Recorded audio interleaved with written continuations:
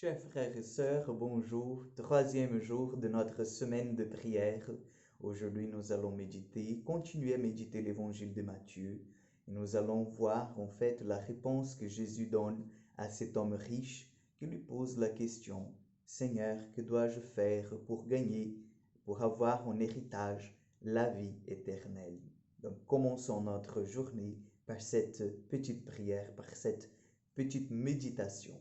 Au nom du Père, du Fils et du Saint-Esprit. Amen.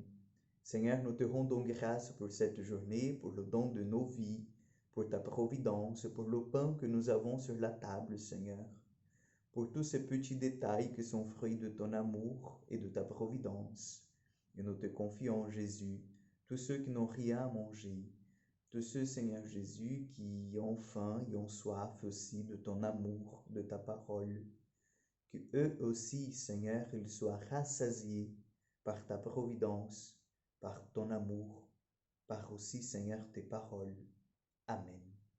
Nous te demandons ton Esprit Saint qu'il nous aide à comprendre, qu'il nous aide, Seigneur, à ouvrir nos cœurs à tout ce que tu as pour nous, à l'enseignement, Jésus, que tu viens nous donner ce matin. Amen. Nous prenons donc l'évangile de Matthieu, chapitre encore 19, et Jésus va dire à l'homme riche: si tu veux être parfait,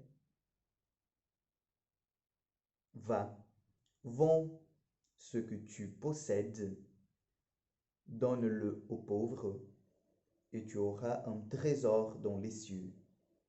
Puis viens, suis-moi. Acclamons la parole de Dieu. Chers frères et sœurs, ces paroles de Jésus, peut-être elles sont dures, et elles ont sonné un peu dur à ce jeune riche, parce qu'il avait beaucoup de biens. Il est parti tout triste en disant: je ne peux pas tout vendre et donner aux pauvres. Je ne peux pas en fait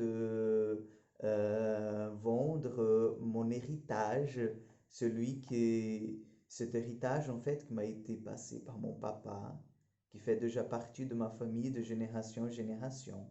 Non, je ne peux pas en fait me défaire de tous mes biens. Hélas. C'est vraiment dommage, parce que ce que Jésus demandait, c'est vraiment cette expérience que nous avons méditée hier, cette parole que le Seigneur nous a donnée hier, de ce que nous avons renoncé, soit de biens, soit au niveau de la famille, de relations, par amour pour le royaume des cieux, aurait le centuple. Cet homme riche a été empêché de donner, en fait, de recevoir du Seigneur tout cela parce qu'il était en fait empêché de faire ce pas. C'est dommage, c'est dommage. Nous avons besoin de faire confiance au Seigneur. Je ne vous demande pas de vendre tout ce que vous avez en ce moment, mais je vous demande juste de faire attention à ce que le Seigneur il vous demande en ce moment. Peut-être le Seigneur il vous demande ce vice, peut-être le Seigneur il vous demande de couper de cette relation un peu dangereuse dans votre vie. Peut-être le Seigneur il vous demande tout simplement d'ouvrir un peu plus vos yeux et voir le frère qui a besoin à vos côtés. Et nous sommes encore dans notre confort. C'est dommage. Nous perdons cette grâce. Nous laissons passer en fait tous les biens que le Seigneur veut nous donner parce que nous nous attachons à des biens qui sont peu en fait nombreux, si on peut dire. Et oui, ils sont peu précieux. Demandons aujourd'hui que la Vierge Marie nous aide.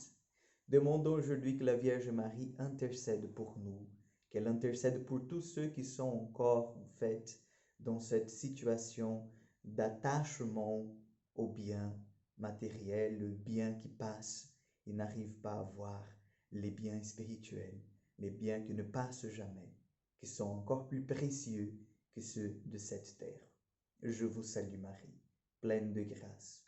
Le Seigneur est avec vous, vous êtes bénie entre toutes les femmes, et Jésus, le fruit de vos entrailles, est béni.